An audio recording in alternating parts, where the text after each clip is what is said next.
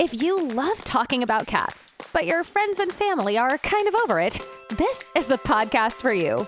Join your hosts, Danielle Stray Woolley and Elizabeth Calico Gearhart, on the Jersey Podcats, where everyday cat lovers share funny stories, challenging situations, and ask their questions about cats.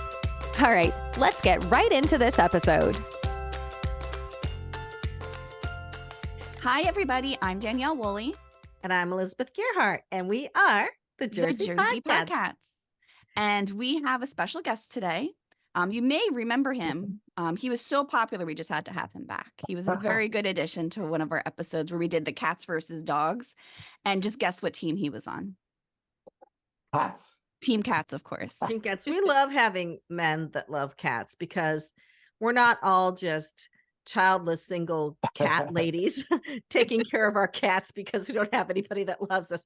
Men like cats too. So yeah, and actually, everybody, this is Raymond Osterbye. Hello, He actually, good morning, good afternoon, good evening, whenever you're listening. And he is actually the story that I tell about me meeting a stranger on the internet who I followed to an unknown location to watch him trap cats. This is him, and we've become very good close friends since. So we thought he would be a great person to talk about trapping and neutering, what to do when you find cats, like what he does. Because, I mean, you could speak to this yourself, Raymond, but you didn't know what you were doing when you first started either. You just knew you loved cats and you wanted to do something, right? Yes.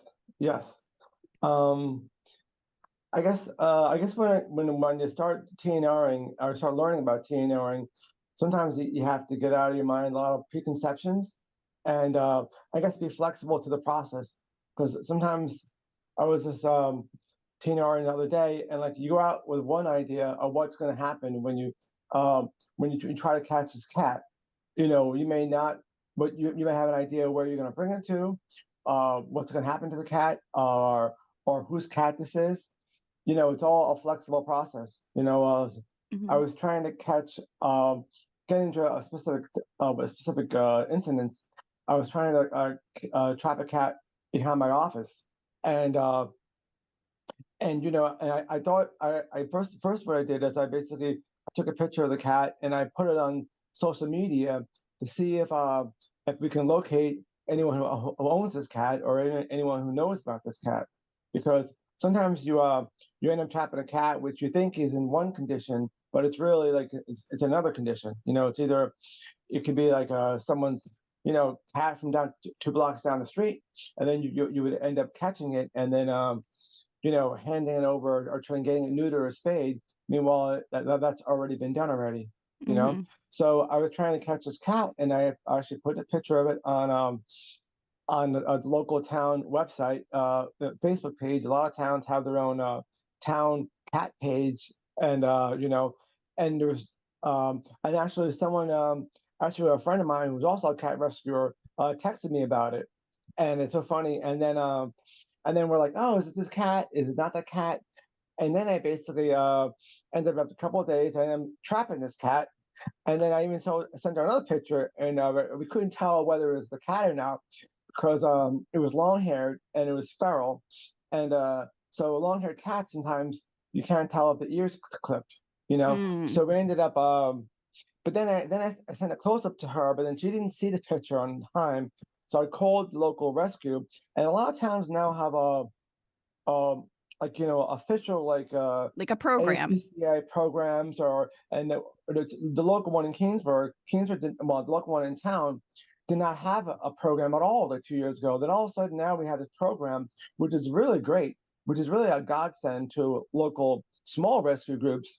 Because then you have the state, working hand in hand with you. So anyway, so when we ended up getting this cat to the what do you call it, the state rescue group, and then I sent another picture to my friend. My friend finally responded and said, "That's the cat. That's her." So then I ended up calling, calling the state rescue group, and they returned the cat. They actually returned the cat to her, like a block, almost a block around, but it's a very large block. So this cat could have gotten, mislocated somehow, and now it's back with her, and it's in her garage, safe and sound. That 15-year-old a female cat, which I thought was a 2-year-old unneutered male. So, I have so many comments right now. yeah. But I know you do.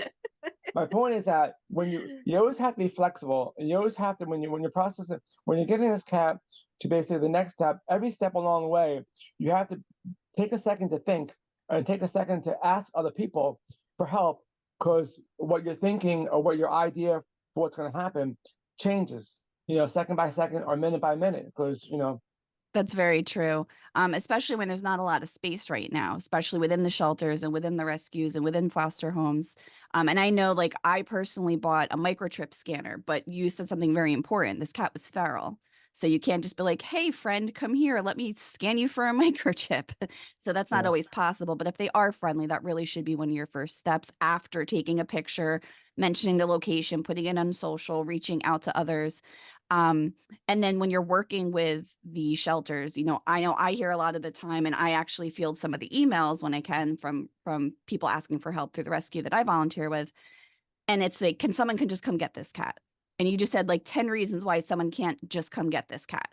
Because you need to know, what are you doing with the cat? Is the cat friendly? Is it microchipped? Does it have an ear tip? Does it look sick? Does it look healthy? These are all things you need to know. And I don't mean to say all these things to make it sound overwhelming, but it's a reason why you really should reach out to your local shelter or TNR group or rescue for help. And then do what I did. Say, hey, I want to help. I care. I love cats. Can I follow you, stranger? Don't ask a stranger. They'll go to a good rescue. Can I follow you and see what you do so I can learn? Because so many people think it's really overwhelming, and it's really not. And some of the rescues, some of the shelters that you contact, they might say, yes, contact your local animal control and we'll come get it, but you have to trap it. They don't trap anymore. I know, Elizabeth, we were talking about that years ago. You were saying they used to trap. Mm-hmm. And yeah, now I had a couple of strays. Well, I think they were feral, really. You couldn't get near them, and they were so beat up. They trapped them, and they had to put them down immediately because they were in bad shape. But that was years ago. I think they quit doing that now. But the other thing is, my cats go outside, but they stay pretty close. But they won't let a person come near them. Like they've all been wild, like, and Max especially, like, he growls if he sees someone he doesn't know. So somebody might assume that my cats are strays, but they're not. But the other people in the neighborhood know that I have cats, and they pretty much know what my cats look like. So, you can always ask the neighbors too, like, have you seen this cat around a lot? Yeah. And like, I was going to say, Raymond could probably speak more to it. I like that your cats, and I want to just highlight that different cats in different areas, different states even. Like, I was actually reading up yesterday because we were talking about interesting cat facts. There's some rescues that actually require you that if you adopt a cat to allow it to free roam. But that's in Really? states where it's safe and not near highways, whereas the rescues that we volunteer with, you have to sign a contract saying you will not let these cats outside because we don't want to have to retrap them again and have them homeless. What were you going to say, Raymond? I was just gonna say, yeah, that in terms of like knocking on doors, I mean, yeah, just like I've not if you see a cat that's you may think that's it's wild, or even if you see like a mother and kittens, I always basically like knock on the area doors. Most times you'll find out like who's feeding in that area, or whose cat that may be, or everyone may say, oh yeah, that's a new cat. It's a new cat, it's feral, and it needs help. Yeah, that's true. Now, what about if someone says like, oh, I don't want to hurt them, or I'm scared of calling a shelter because I don't want them to get put to sleep. And I know Elizabeth mentioned it. I'm not going to lie, there are kill shelters out there when there is overcapacity. So that's why we usually recommend reaching out to a rescue first for help, and then trust the rescue to know which shelters to partner with, unless you have a TNR program where you know that they're going to be taken care of.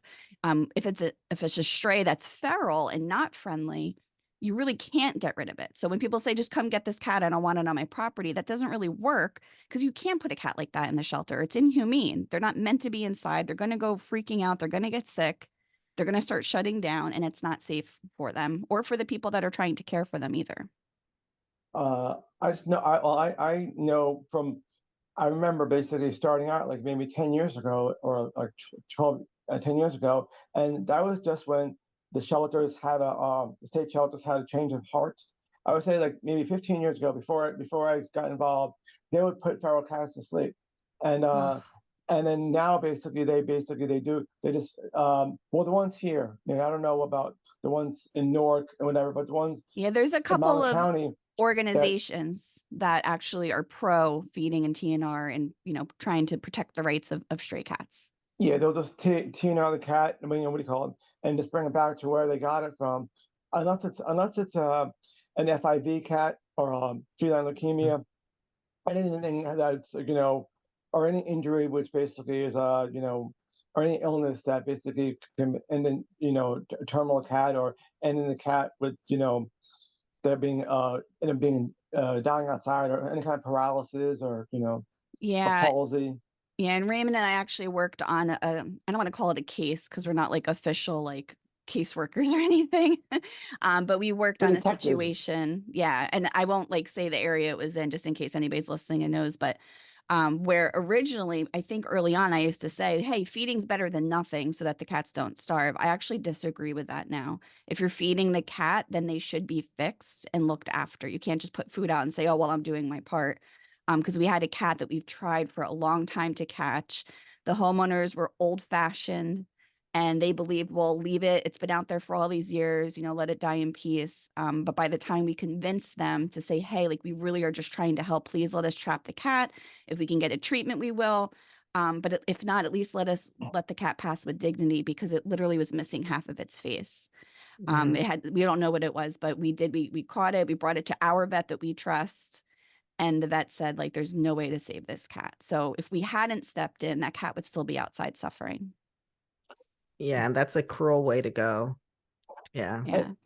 If I can just jump in right now, another incident. Right now, I'm borrowing what do you call what do you call the Danielle's traps because I have an incident over in a part of town where the homeowner is trying to catch some kittens that are going in between her fence and the neighbor's fence, and we're trying to get the cooperation of the neighbors, but then it seems like I'm gonna have to go over there now because these homeowners trying to convince other homeowners not to feed because the kitten's going over there and not going in the trap. We're trying to get this kitten for like 2 weeks, and now, but then they have their story that they're trying to catch a tomboy cat. So so a Yeah. So lot of times community communication is good. yeah, Working together. communication between the neighbors and yeah is essential basically to try, or the homeowners too, to try to catch a cat because everyone has in their mind what's best for this cat, or for kittens or whatever. So Yeah. a And lot of going people back, trying. Oh, yeah, they're all everybody for the most part means well. I mean, we do have some people that don't, but we can't control people, but we control what we can or can't do. And I'm thinking of one other instance where you touched on like you think you're going in for one thing, but it could be something else. There was another town that you had trapped in where we thought there was 2 kittens. So when people say like, oh, there's 2 kittens, come get them, before just jumping right into getting help, you really should monitor it and get pictures, take a close look, see what times of day they're coming so that the person that's coming to help you can really plan to be there. Because Raymond went and trapped 2 and then, returned all the traps, figured out the oh yes. foster space. And then we get a text message saying, there's more. So he had to figure out another day, go back and trap. Wait a minute, there's another one because 2 of them looked the same. They just assumed it was the 2 cats. So really important to try planning, but everyone's doing their best. So if you do find a cat and you're not sure what to do, reach out. I mean, you can look online too. There's so many online groups that can help you with it. But then also just be patient and don't say, come get this cat right now, and then get upset when we can't jump through hoops. And then we also invite you to think about opening your home for fostering, because the more fosters that people have, the more cats we can help with trapping. Right now, I think we have a list. I don't know how many you have, but I know one of our other volunteers has a list of like 9 locations that we can't even start because there's no foster space remaining right now. Well, what blows me away too is that there are cat colonies. So I remember the first time I saw one, I was in Colorado living there, and I saw this big cat and then cats of all shapes and sizes, all pretty much black ones, like about 20 cats walking through this yard. I'm like, holy smokes. I didn't know cats liked each other that much to hang out together like that. And I do know someone, I'm not going to say who or where, that is feeding a cat colony right now. And I mean, this person loves cats a lot. It is a man. And he goes and buys them like top of the line food. Well, and we have a rescuer that does that too. Because Yeah. their thought was if they're stuck outside, we want to give them something high end. Yeah, so he has his cat colony. He loves them, and he's named them all. They won't come near him. And I imagine it's bigger now. I got to ask him how big his cat colony is now, but he takes care of them. He feeds them and takes care of them. I don't think he can catch them to take them to the vet at all. But So he should work with a rescue because he that's should. what rescues do. But he Yeah. loves them too much. He doesn't want to lose them, I think. Well, is he the wouldn't problem. lose them. Yeah, depending on where he lives. And kind of going back, I'm glad that you said that. So to clarify, when we do TNR, TNR means trap, neuter, vaccine, get medical attention. There's a lot more letters in there. And then release. So they're just getting spayed and neutered so they can't make more, because that's where all the suffering is with more cats being born outside, making sure they're protected from diseases, and then released back to where they are for a caretaker. Unless they're friendly and can get adopted. And I know we have a lot of colonies. Jump in, Raymond. And I see you chomping at the bit. I was thinking about see, a lot of people don't want to be cat shamed, and a lot of people, especially, it's funny, I see a lot of older men, like men, well, here I'm getting older too myself, but I see a lot of men who are like, they have family, but they're in their 60s, and we never even had a cat before in their entire life, all of a sudden take on this great love of cats, and then they don't really tell the guys like in whisper the it. bowling alley or the guys in football league, Yeah. that they go home and they have like they have like Ooh. 15 cats in the backyard, and they build all these immense shelters and complexes, and they're so protective over them. And Yeah. then Yeah. God forbid anyone comes in there and They're tries to keeping it a interfere, secret. Mhm. yeah, with their cat love of cats. But I love that. I love that dedication. But at the same time, some of them are so stubborn. They're very stubborn. They're very set in their ways. You know what I'm saying? And to try to get a cat from them is like, even for one that's friendly, is tough as nails. But the large part, I love them, and they're great people, and they're doing the Lord's work. But sometimes like they don't seek. Well, a lot of times it's easier to feed a cat than it is to catch that cat, or like what do you call it, and bring it to TNR. That's kind of a struggle. It's kind of like tough love almost for the cat, because you're like basically, if you trap a cat who you love, I'm saying, and it's in the cage, it's in the trap, it's all stressed out, and it's like sometimes it thrashes back and forth, but basically you're actually helping this cat, and you're going to reduce the size of the colony. It's like the softy mom and dad, and then the meanie mom and dad. And that's why I joke about it all the time. But that's why, like, my husband can pick up Tony and Derek, but because Raymond and I are actually the ones who trapped them, and I'm the one who had to bring them back to the vet. Derek is the one who had to go get surgeries. I'm the one who did all the eardrops, I mean, my husband helped, of course. But like anytime they see me try to pick them up, they immediately associate me with bad. So that I can't do it. I can pet them, I can cuddle with them, they'll curl up next to me. But if I even just act like I'm going to pick them up, nope, gone. I have a little story I have to tell that's pretty unrelated to what we're talking about, but it happened this morning.